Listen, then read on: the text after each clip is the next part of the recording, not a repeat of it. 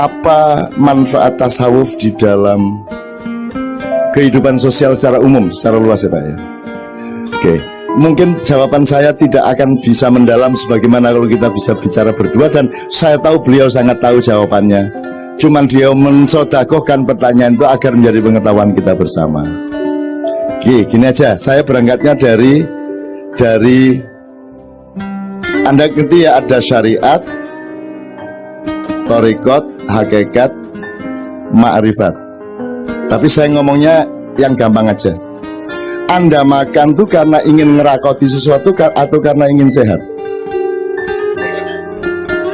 Nah, jadi syariatnya itu mangan, thariqatnya mencari sehat, membangun sehat, ma'rifatnya sehat. Ngerti gak? Anda mencapai kesehatan berarti bermakrifat. Jadi sekarang bisa enggak makan tanpa urusan kesehatan? Bisa enggak? Bisa enggak Anda sehat tanpa makan? Bisa enggak mencapai kesehatan tanpa makan minum?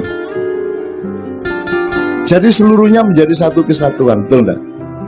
Nah, jadi bisa enggak Anda sholat tanpa kerinduan kepada Allah?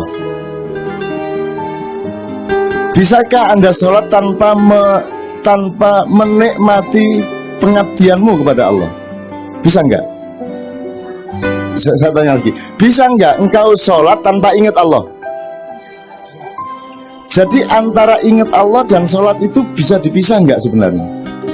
Enggak bisa. Jadi tidak mungkin ada orang menjalankan syariat tanpa hakikat. Dan syariat hakikatnya ini adalah jalan atau thariqat untuk mendapatkan makrifat. Makrifat itu apa? Tercapai sesuatu. Makrifat itu adalah Anda belum tahu TV menjadi tahu TV. Anak kecil belum bisa hitung-hitungan jadi bisa hitung-hitungan. Anak kecil untuk tahu 4 kali 2 sama dengan 8 itu kan perlu dikasih tahu.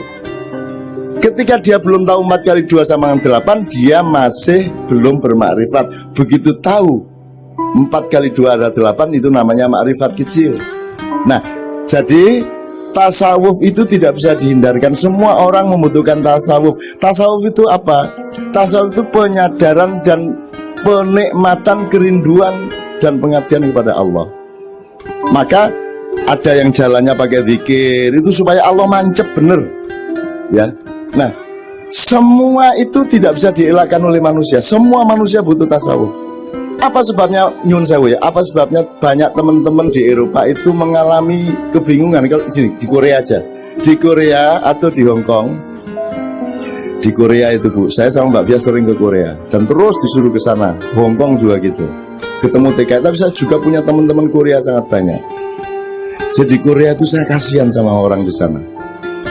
Ya, kasihan. Kerja gampang, gaji besar. Tapi mereka tidak punya waktu untuk menjadi diri mereka sendiri. Ketika Anda kerjakan, Anda bukan diri Anda, tapi Anda pekerja. Jadi orang Korea itu kerja menjadi bagian dari mesin besar yang namanya industri, betul enggak? Kerja keras dan mereka tekun, rajin, luar biasa, total, profesional. Dari jam 8 pagi sampai jam 8 malam.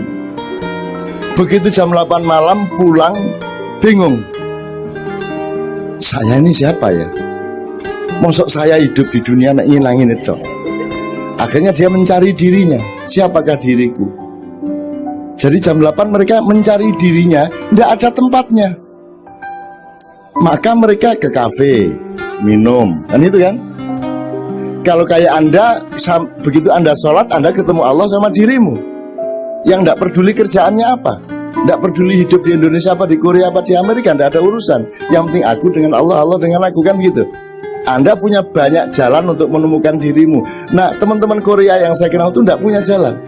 Begitu jam 8, begitu ya wes naik gak nang kafe atau di pinggir jalan bareng-bareng ngombe atau judi atau game segala macam, kan tidak punya jalan untuk ketemu dirinya. Karena ada rumus, kalau engkau kepingin ketemu Tuhanmu, maka temuilah dirimu. Barang siapa mengetahui dirinya, maka dia akan mengerti Tuhannya. Wa man arafa nafsahu faqad arafa rabbahu. Barang siapa mengenal dirinya, dia akan mengenal Tuhannya. Maka setiap orang habis kerja keras, itu kan dia tetap harus kembali ke dirinya.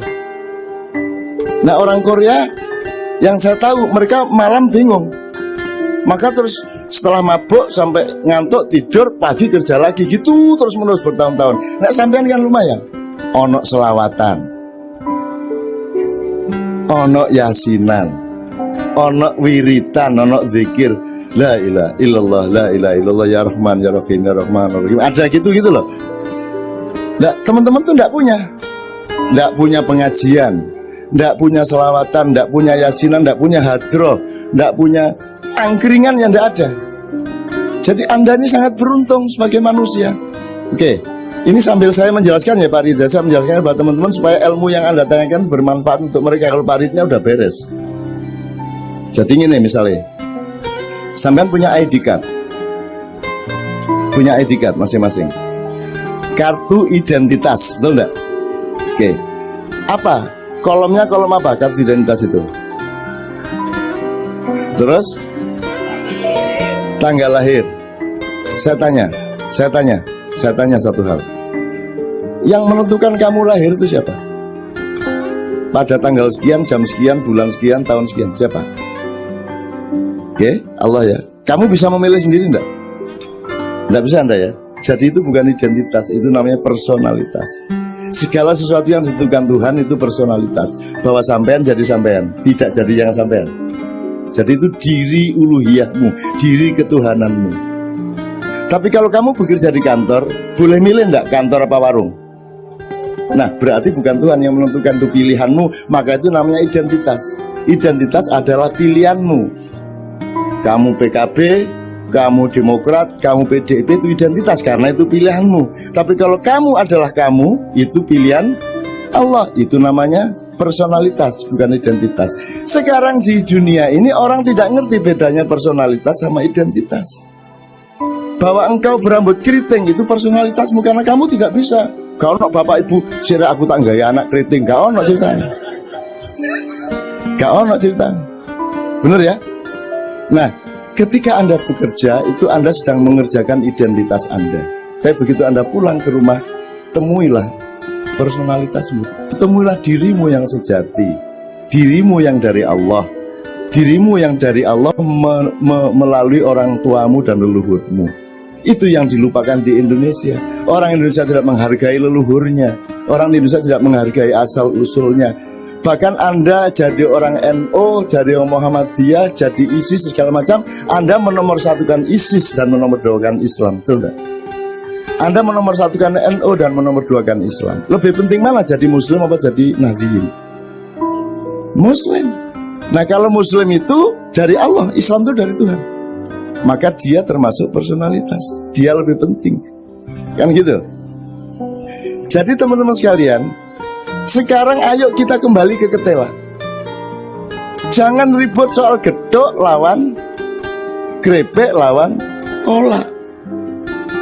Karena mereka semua menomorsatukan kolak, gedok dan kolak. Kalau orang Jawa ayam berkokok apa? Kukur-kuruyuk. Kalau Sunda kongkorongkong. Madura kukurunuk. Sekarang saya tanya, yang bener yang kongkorongkong atau kukuruyuk atau kukurunuk? Yang bener yang mana? Aku tanya yang mana yang bener? Yang bener itu ayamnya. Jelas ya? Yang bener itu ayamnya, karena ayamnya itu personalitas. Allah bikin kayak gitu. Terus kita mencoba menginterpretasikan, coba menirukan, kan begitu. Nah, cara kita menirukan beda-beda. Kalau orang Sunda menirukannya kongkorongkong, orang Jawa menirukan kukuruyu, orang Madura menirukan ayam tadi kukurunu. Kenapa kita saling menyalahkan di antara kukuruyu sama kukorongkong? Sekarang kan begitu yang terjadi di Indonesia. Saling menyalahkan, padahal yang benar ayamnya itu, kan gitu. Maka kalau kita kembali ke ketela, artinya kembali kepada yang Allah ciptakan. Ngerti ya Bu ya? Sebentar, masa kok gak ngerti ya? Gini Bu, ini kayu apa Bu? Triplek terbuat dari kayu. Triplek yang bikin siapa? Dengan ilmunya dan teknologinya. Kayu berasal dari apa? Pohon. Yang bikin pohon siapa? Bisakah manusia bikin pohon? Jadi pohon itu yang namanya personalitas. Triplek ini identitas. Karena pohon juga boleh dibiarkan jadi pohon aja, nggak perlu diapa-apain.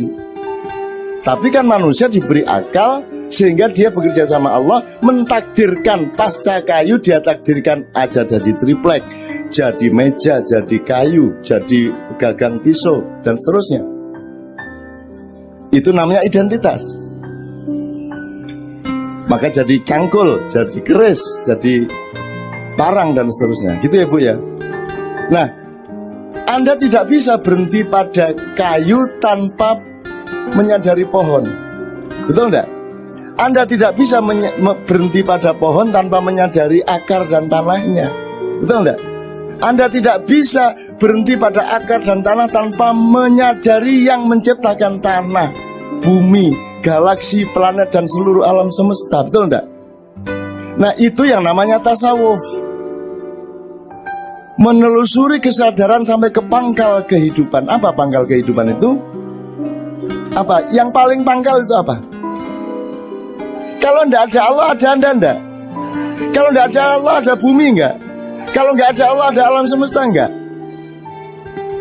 Kalau enggak ada Allah, ada manusia enggak? Kalau enggak ada Allah, ada setan enggak?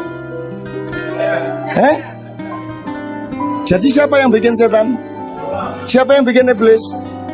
Siapa yang bikin dajjal? Jadi kamu jangan marah sama iblis. Dia bikinan Allah, dia tugasnya berbeda, ngelatih kamu supaya imanmu kuat. Kalau nggak digoda oleh iblis, kamu tidak akan latihan. Semua pemain-pemain UFC, boxing, WBA, WBO itu punya sparring yang hebat. Dan Anda diberi sparring yang luar biasa, yaitu iblis yang punya anak namanya dajjal dan punya turunan namanya setan. Itu sparring partnermu untuk membangun imanmu. Jadi jangan benci sama mereka. Tantangan, ayo wani gelut. Gitu, tidak pakai kebencian. Anda ini sukanya benci itu loh. Di mana-mana itu kebencian. Saya Indonesia itu benci semua Pak Aliang. Di Facebook itu isinya benci, betul tak? Jadi di masjid ini mudah-mudahan yang terjadi adalah kasih sayang, Rahman Rahim, ya. Karena tiap hari orang Islam oleh Allah disarankan untuk memulai segala sesuatu dengan membaca Bismillahirrahmanirrahim. Berapa sifat Allah? Yang disepakati 99, bisa 102, bisa lebih lagi. Tapi yang utama dari sifat Allah apa? Ar-Rahman, Ar-Rahim. Lu sudah Rahman kok pakai Rahim segala?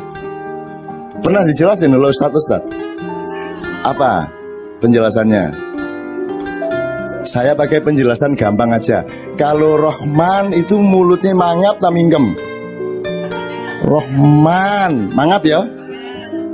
Berarti kalau mangap itu kan sesuatu yang terlempar keluar dan jauh. Nek Rahim, mingkem berarti dia masuk ke dalam. Nah, ngono wis gampang wis, gak ngel-ngel. Jadi kalau Rahman itu cinta yang luas. Kalau Rahim cinta yang dalam. Nah, jelas ya. Lebih dulu mana meluas apa mendalam? Meluas dulu.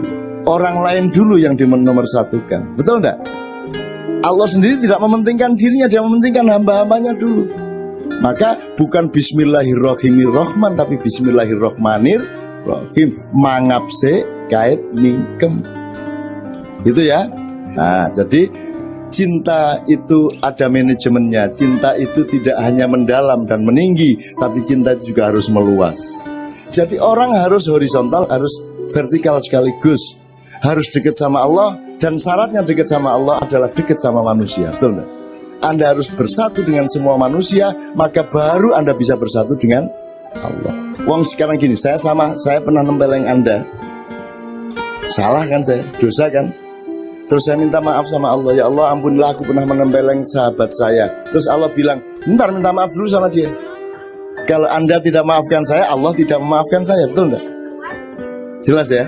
Nah, jadi begitu pentingnya Rahman baru Rahim. Jadi saya menjawabnya hanya beberapa dimensi Pak Rich, kira-kira yang bisa difahami teman-teman dan langsung bermanfaat. Intinya sederhana bahwa tasawuf itu tidak hanya dibutuhkan oleh semua orang Islam, tapi dibutuhkan oleh semua manusia. Yaitu meneliti dirinya sampai ke tingkat yang paling rohaniah gitu. Oke, kira-kira seperti itu.